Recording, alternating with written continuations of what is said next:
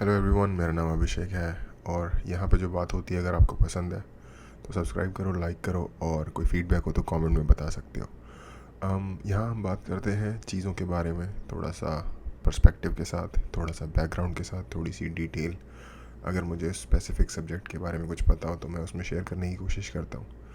और बहुत दिन से तालिबान तालिबान हो रहा था, डायरेक्टली और indirectly.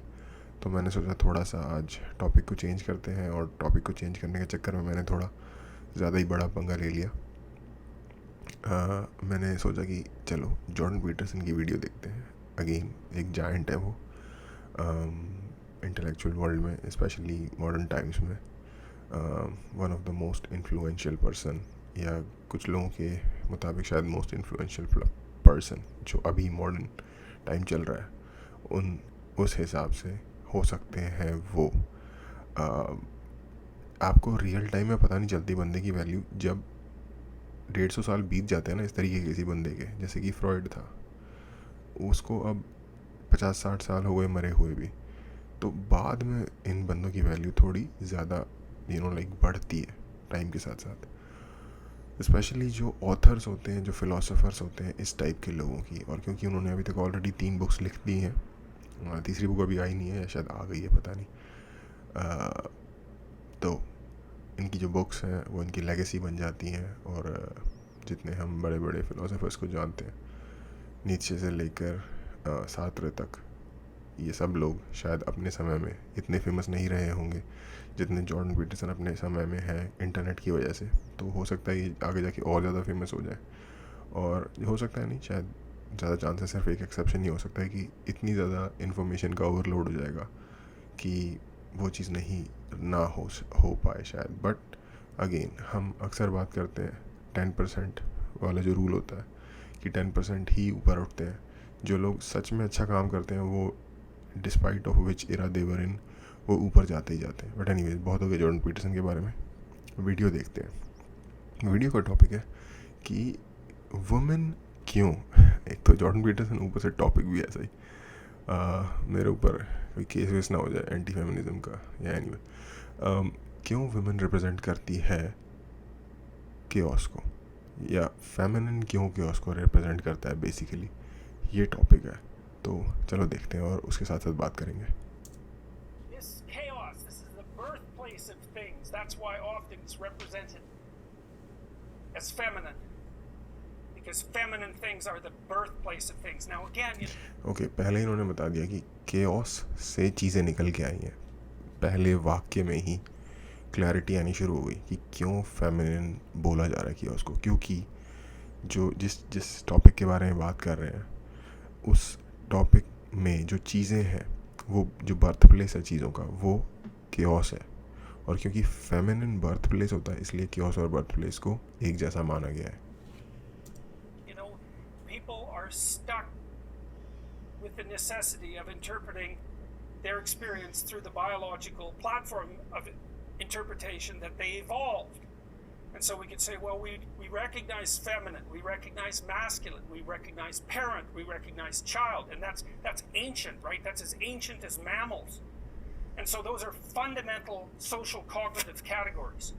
And we had to exploit those categories to represent the world beyond that when we started to be able to represent the world beyond that. Just as a primate, like a... Okay. Language इनकी जो होती है वो थोड़ी सी above average होती है, क्योंकि of course ये कॉलेज स्टूडेंट को पढ़ा रहे हैं तो होनी भी चाहिए। ऊपर से यूनिवर्सिटी ऑफ टोरंटो, जो कि one of the Pioneer university है कनाडा की, मोस्ट प्रोमिनेंट यूनिवर्सिटी है कनाडा की। पायनियर क्यों कह रहा हूँ प्रोमिनेंट यूनिवर्सिटी है। तो थोड़ा सा ट्रांसलेट कर लेते हैं जो इन्होंने कहा उसका क्या मतलब है।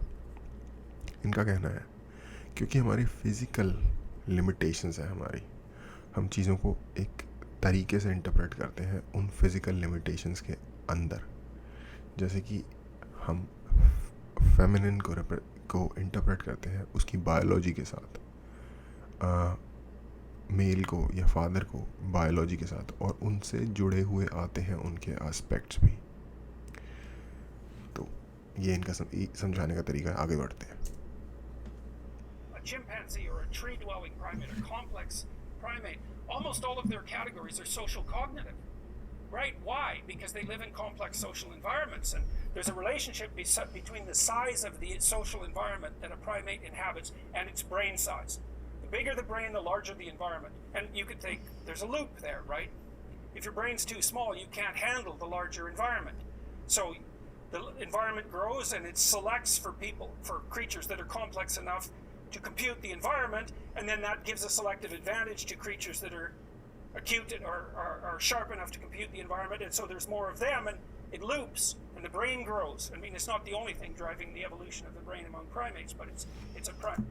सेल्फ एक्सप्लेनेटोरी है कि जैसे आपका जो ब्रेन होता है वो जितना बड़ा होगा उतने ज़्यादा कॉम्प्लेक्स एनवायरनमेंट को आप इंटरप्रेट कर पाओगे, अपने आसपास के एनवायरनमेंट को कि चल क्या रहा है दुनिया में, और जितना ज़्यादा आप इंटरप्रेट कर पाओगे सक्सेसफुली, जितना ज़्यादा एक्यूट होगे आप उसमें, उस हिसाब से आपकी ग्रोथ बढ़ेगी, क्योंकि आप ज़्यादा सफल होगे तो आपका ग्रुप बढ़ेगा, और इस हिसाब से आपका ग्रुप बढ़ेगा, आपकी लाइक एक पॉजिटिव फीडबैक लूप जिसे कहते हैं कि तरक्की पे तरक्की आती जाएगी हिंदी में अगर कहा जाए तो, कि जैसे पैसा ही पैसा होगा, जैसे ज़्यादा पैसा होगा तो और पैसा होगा उस पैसों से, वो वाली चीज़ है. Primary source. So we have those categories to begin with, and then we have to view the world as it manifests itself. और साथ में दूसरी साइड पे भी है कि अगर बहुत छोटा ब्रेन है किसी एनिमल का, तो वो ऑफ कोर्स बहुत कॉम्प्लेक्स लेवल पे या बहुत बड़े लेवल पे अपने आसपास एक्सप्लोर नहीं कर पाएगा, क्योंकि उसकी ब्रेन की कैपेसिटी नहीं है उतनी. Outside those primary categories through the lens of those categories. And so what happens is we use the symbolism of sex differentiation and the symbolism of parent-child relationships to begin to account for the manner in which the world manifests itself. Masculine. Why? Well, that's the patriarchy. Chaos. Feminine. Why? Well, partly it's conceived of in opposition to the patriarchy, but more importantly, it's the thing from which order rises. So it's perfectly reasonable to consider it feminine, and then order again. And then the question is, well, एक बार थोड़ा back जाते हैं, मुझे भी ठीक से समझ नहीं आया. The manner in which the world manifests of sex differentiation and the symbolism of parent-child relationships to begin to account for the manner in which the world manifests itself. Okay, अच्छा, एक मेल सिंबलिज्म है, एक female और mail का symbolism है, एक dichotomy है, या फिर एक पेयर है जिसे कहा जाए, एक दो ऑपोजिट पोल्स, और एक पेरेंट और चाइल्ड का सिंबलिज्म है. जो दुनिया चल रही है, जो रियलिटी हो रही है, वो कैसे हो रही है इसको समझने के लिए. Okay. Masculine. Why? Well, that's the patriarchy. Chaos. Feminine. Why? Well, partly it's conceived of in opposition to the patriarchy, but more importantly, it's the thing from which order rises. So it's perfectly reasonable to consider it feminine, and then order again. And then the question is, well, I think मुझे इसलिए थोड़ा सा दिक्कत हो रही है इस चीज़ को समझने में, क्योंकि वो डायग्राम को फॉलो करते हुए लोग समझ रहे हैं, और वो डायग्राम इस वीडियो में विजिबल नहीं है. बट इन्होंने ये कहा कि मैस्कुलिन है वो पेट्रियार्की है, वो ऑर्डर रिप्रेजेंट करता है. फेमिनिन जो है वो क्योस रिप्रेजेंट करती है, बट राइज इसमें से ही होता है, ऑर्डर भी. you have order, father, chaos, mother. आ गया, मैंने बोला था ना कोई डायग्राम है. ठीक है, अब डायग्राम समझने की कोशिश करते हैं. केओस द अननोन, ठीक है, हाँ डेंजर है. इससे इंफॉर्मेशन अनोमलस जाएगी, डिसइंटीग्रेशन इसकी तरफ आएगा, इससे जाएगी रीइंटीग्रेशन असेंट. ठीक है, उस तरफ क्या है, what should be the ideal future, what is unbearable present. Okay, ठीक है, hope, pleasure, promise, predicted outcome, unpredicted outcome. ठीक है, अच्छा, केओस से निकलेगा एक चीज़ जिसका कि आउटकम प्रेडिक्टेड या अनप्रेडिक्टेड हो सकता है. प्रेडिक्टेड होगा तो होप, प्रॉमिस, ठीक है, जैसे फॉर एग्जांपल, और अनप्रेडिक्टेड होगा तो थ्रेट या एंजाइटी. अच्छा, इसका एग्जांपल देख के समझते हैं. आपने एक एग्ज़ाम दिया जिससे कि आपकी जॉब लगने वाली थी, गवर्नमेंट जॉब, ठीक है, उसमें आपकी सारी उम्मीदें टिकी हुई थी. प्रेडिक्टेड आउटकम था कि हो जाएगा, तो उम्मीदें, होप, प्रॉमिस एक बेटर फाइनेंशियल स्टेबल फ्यूचर का. अनप्रेडिक्टेड आउटकम से थ्रेट, ओ अब क्या होगा, पैसे कहाँ से आएंगे. एंजाइटी, ये एंजाइटी है ना कि यार क्या होगा मेरा, क्या पैसे कहाँ से आएंगे. ठीक है, new, what should be the ideal future. हाँ, अब इन दोनों से ही what should be the ideal future निकल के आता है कि जॉब लगी तो क्या होगा आइडियल फ्यूचर, जॉब नहीं लगी तो आइडियल क्या होगा, और what is the unbearable present. अब हाँ, कल मैं शायद इसके बारे में बात कर रहा था, कल या परसों, आई डोंट नो, कि जब हम 5 मिनट के लिए भी बिना कुछ करे अपने आप के साथ बैठते हैं ना, तो वो अनबेयरेबल जो ये प्रेजेंट कह रहे हैं वो हो जाता है। क्योंकि स्पेशली अगर चीज़ें लाइफ में ठीक ना चल रही हो तो, टेंशन हो तो, जबकि वही चीज़ आपको बचा सकती है। तो बेसिकली इनका कहना है कि ये सारी चीज़ें केओस से निकलती हैं। जो दूसरा अंडा है उसमें है what is unbearable present, the unbearable present. ठीक है, यहाँ सेम ही है, ओके ठीक है, व्हाट शुड बी, अच्छा ये सेम चीज़ ही है, क्रिटिक कौन सी सीक्वेंस, कंटिन्यू सीक्वेंस, ठीक है, okay, information disintegration descent, okay, reintegration ascent. Okay, अभी तक जो समझ आया इस डायग्राम से वो ये है कि बेसिक सिचुएशन केओस की थी, उससे इन्फॉर्मेशन की तरफ आप जब जा रहे हो, जो आपके दिमाग में चलेगा कि हो क्या रहा है समझने के लिए, तो वो वाली सिचुएशन है कि जब मैंने जॉब वाला एग्जांपल दिया, ठीक है, नहीं हुआ तो डिसइंटीग्रेट होके आप इसमें केओस में वापस भी आ सकते हो। री इंटीग्रेशन असेंट मतलब दोबारा से सेम वही कोशिश करना जो आप ऑलरेडी कर रहे थे। ये मुझे समझ आया है इस डायग्राम से, बट लेट्स सी कि इनका क्या कहना है। And then you have this transformational process. Well, that's the mythological hero. And those are the three fundamental characters of mythology: individual, culture, nature, right? It's the universal world. And then that's differentiated further. Okay, I think ये था कि एक इंसान है जो कि सब कुछ ठीक चल रहा है, पर एक सडनली उसके ऊपर बहुत बड़ी कोई प्रॉब्लम आती है और वो केओस में डिसेंट हो जाता है, और वो केओस में डिसेंट हो जाता है, और फिर उस केओस से वो दोबारा री इंटीग्रेशन करता है और फिर ऊपर की तरफ जाता है। अब ऐसी हम लोगों ने ना बहुत सारी हीरो वाली कहानी पढ़ी हुई है। फॉर एग्जांपल रामायण, जो हमारी one of the major religious text है, उसमें जो राम होते हैं वो बेसिकली एक प्रिंस थे, ठीक है, about to be king, but कुछ ऐसी चीज़ें हुई जिन्होंने उनको केओस में डाल दिया, क्योंकि उनको जाना पड़ा जंगल में रहने के लिए। अब वहाँ से उनकी हीरो जर्नी शुरू हुई, और वहाँ से उन्होंने जो भी पूरा उनका रावण वगैरह के साथ एपिसोड है, जो कि कहते हैं कि राम का जो अवतार था उसका मेन ध्येय ये था कि रावण को हटाना है, क्योंकि रावण बहुत ज़्यादा बुराई फैला रहा था बेसिकली शॉर्ट टर्म में। तो उसके बाद फिर वहाँ से वो दोबारा उसको हरा के आते हैं, वापस वो किंग बनते हैं, इन्होंने लाइक री इंटीग्रेशन करते हैं या असेंट की तरफ जाते हैं, यानी कि अच्छी जगह से डिसेंट हो जाना केओस में, और फिर वहाँ से अपने आप को दोबारा पुल योरसेल्फ बाय योर बूटस्ट्रैप्स जो कहते हैं, वहाँ से उठा के अपने आप को दोबारा ऊपर की तरफ ले जाना, इस चीज़ का था वो diagram. Positive individual, negative individual, hero and adversary, tyrant and wise king. ये आर्केटाइप्स की बात हो रही है। Destructive element of nature and the creative element of nature, and those are perfectly reasonable categories. They do a lovely job of actually representing how the world does manifest itself to us in the domains that are permanent. There's always a conscious observer. अच्छा, ये nature के और reality के जो aspect है ना, कि टेरनी है या कोई नेचुरल कैलेमिटी आ गई, या फिर कहीं बहुत बड़ी बम्पर फसल हो गई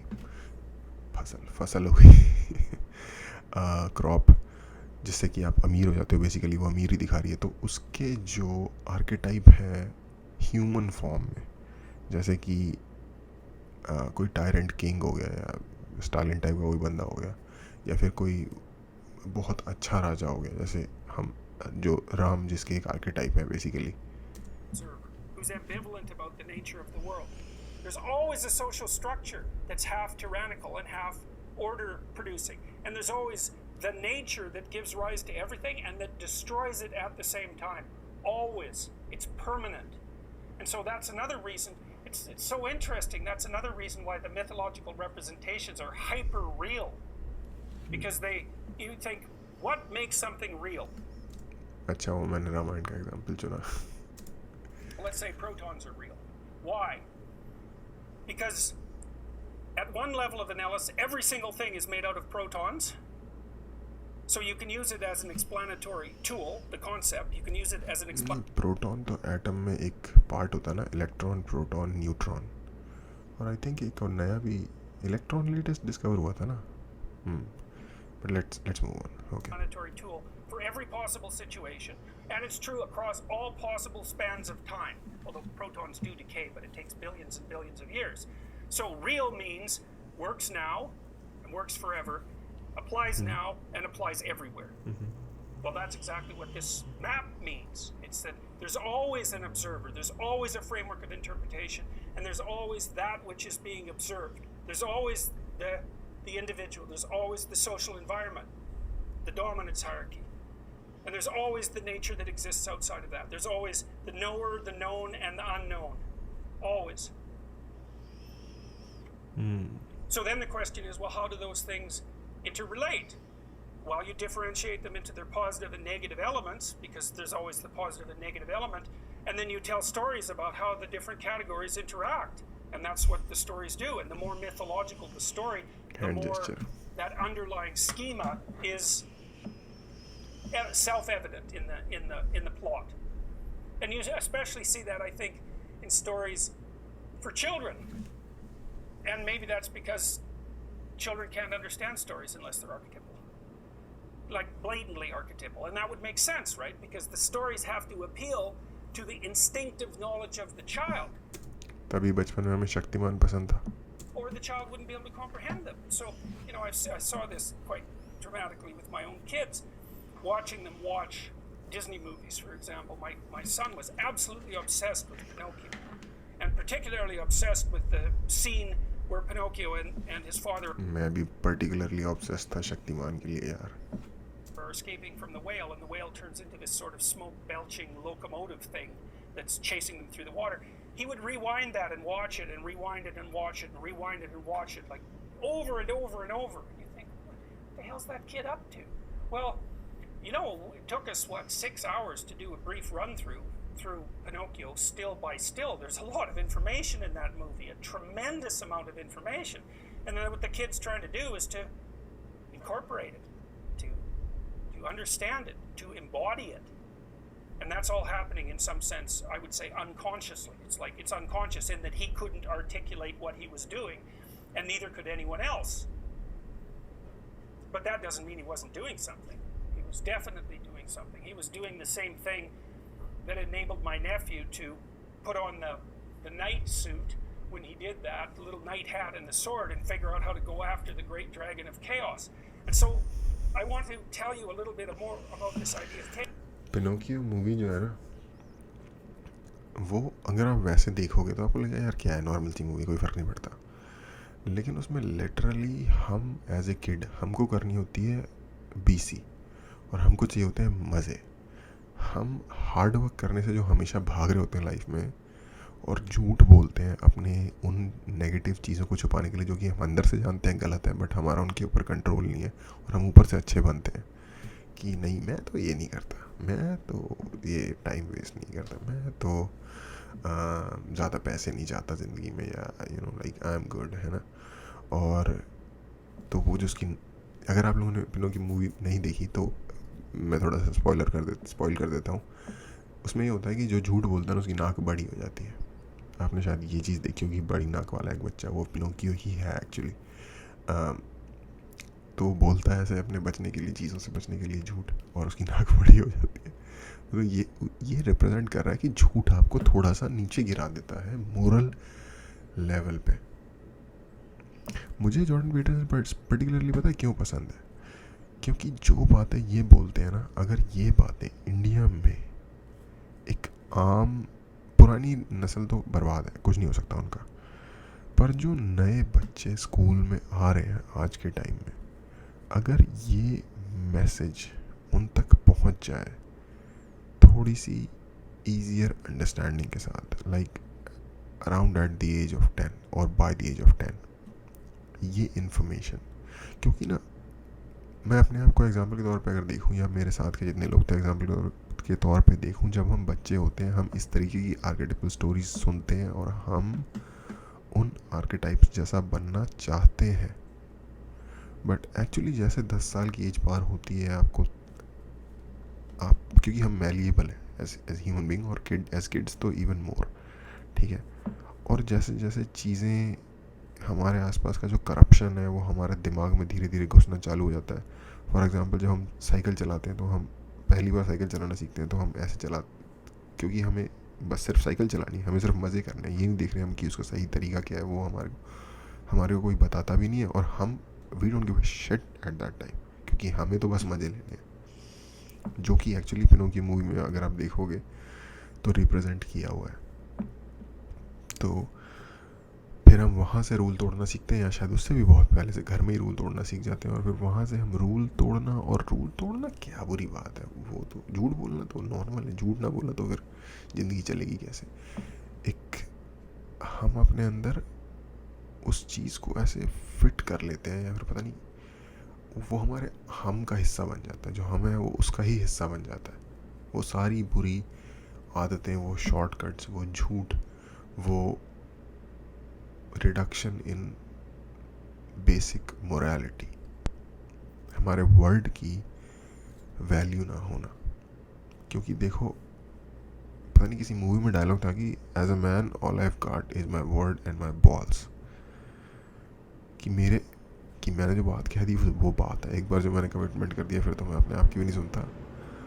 और जिगरा आ गया लाउड, 2-3 दिन से नहीं हो रहा था। एनीवे, तो हमारे अंदर वहीं से गिरावट आनी शुरू हो जाती है। तो खैर, देखना मूवी, समझ के कोशिश करना, और मेरी तो ये बहुत छोटी कोशिश है, पता नहीं इसका क्या होगा, लेकिन मैं कोशिश करता हूँ कि जो ये बातें कर रहे हैं वो शायद थोड़े लोगों तक हमारे वहाँ पहुँच जाए उस वक्त में जब उसकी ज़रूरत है, जब खराबी उसके अंदर आनी शुरू हो रही है ना, जो उसके अंदर की अच्छाई है वो जानी शुरू हो रही है, और दुनिया की जो रियलिटी है उसकी खराबी उसके अंदर आनी शुरू हो रही है। उस टाइम में ये बातें, जो जॉन पीटरसन का कहना है कि अच्छा होना सिर्फ एक मोरल चीज़ नहीं है, एक प्रॉफिटेबल चीज़ भी है लॉन्ग रन में। जो हम 2 नंबरियाँ करते हैं ना, वो लॉन्ग रन में हमारे खुद के they come bite us in our back. तो अच्छाई एक स्मार्ट आइडिया है, एक गुड आइडिया तो है ही है, लेकिन एक स्मार्ट आइडिया है। ये चीज़ देखो, जितनी कंट्रीज़ में जितनी ज़्यादा गरीबी, करप्शन होगी, जितनी ज़्यादा करप्शन होगी उतनी ज़्यादा गरीबी होगी, और जितनी कंट्रीज़ में आपको अमीर अच्छे तरीके से रहने वाले, नॉर्दर्न यूरोप, वेस्टर्न यूरोप, सारी इंग्लिश स्पीकिंग कंट्रीज़ जैसे कि US, Canada, Australia, New Zealand, England, यहाँ आपको जो एफ्लुएंस दिखती है, जो समाज की एक हायर क्वालिटी दिखती है, तो वहाँ आप जाओगे तो आप देखोगे कि यार लोग रोड के ऊपर एक दूसरे की रिस्पेक्ट कर रहे हैं, इंसान समझ रहे हैं एक दूसरे को। कोई रोड क्रॉस कर रहा है तो गाड़ी वाला रुक जाता है, किसी सरकारी ऑफिस में काम करने जाओगे तो आपका काम हो जाता है। तो वो तरक्की पे इसलिए नहीं है कि बड़े चालाक हैं वो लोग, वो तरक्की पे इसलिए क्योंकि वो they do the right thing, और उसके लिए चालाकी नहीं चाहिए होती, उसके लिए सिर्फ एक अंडरस्टैंडिंग चाहिए होती है। एनीवे, मेन प्रोसेस था कि क्यों केओस फेमिनिन सिंबलाइज करता है, और आई थिंक उसका तो आंसर पहली लाइन में ही हो गया था, उसके बाद एक नई ही बात चल पड़ी। बट आई थिंक जो भी मैंने इस लेक्चर को ट्रांसलेट करने की कोशिश की, मुझे पता नहीं मैंने कितना अच्छा किया या बुरा किया, मुझे नहीं लगता कि मैंने कोई अच्छी जॉब की है, to be honest. I don't know how it would turn out, because मुझे लगता है कि ये एक बड़े लेक्चर में से एक पीस काटा गया है। अगर शायद वो पूरा लेक्चर सुनने को मिलता तो हमारे को थोड़ा सा कॉन्टेक्स्ट ज़्यादा मिलता, बट जो इनकी बात से अभी तक ये समझ आया है कि देखो, हम एक रियलिटी में है, ठीक है। जैसे हम कभी कभार सुनते हैं ना कि गेम थ्योरी, क्या पता हम एक किसी गेम में हो और कोई हमसे ज़्यादा सुपर जीनियस एंटिटी की हमें कि गेम में हम चल रहे हो, हम एक सिमुलेशन में हो जिसको कहते हैं, हो सकता है ऐसा, अगर सोच के देखो, थोड़ा दिमाग थोड़ा सा हिलता है इस बात को सोचने में। तो जो ये रियलिटी है बेसिकली, अगर मान लो ये एक सिमुलेशन है, तो इस सिमुलेशन के जो रूल है उसको समझने के लिए आपको, क्योंकि वो समझने ईजी नहीं है एब्स्ट्रैक्ट टर्म में, तो आपको आर्केटाइप्स चाहिए होते हैं। और उन आर्केटाइप्स के हिसाब से जो केओस को सबसे ज़्यादा सही तरीके से रिप्रेजेंट करता है वो फेमिनिन है, या फिर केओस फेमिनिन अपना कैरेक्टरिस्टिक्स दिखाता है। ये इनका कहना है बेसिकली, सिंपल लैंग्वेज में, अगर ये सिंपल हो सकता है तो। खत्म हो गया। क्या था लास्ट में, थोड़ा पीछे एक बारी लास्ट के 2 मिनट और देख लेते हैं।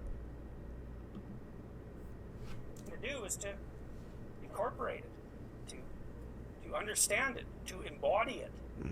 And that's all happening in some sense, I would say, unconsciously. It's like it's unconscious in that he couldn't articulate what he was doing, and neither could anyone else. But that doesn't mean he wasn't doing something. He was definitely doing something. He was doing the same thing that enabled my nephew to put on the knight suit when he did that, the little knight hat and the sword, and figure out how to go after the great dragon of chaos. And so I want to tell you a little bit more about this idea of chaos. Okay. आज तो नए नए ड्रामे चल रहे हैं बाहर। Anyway,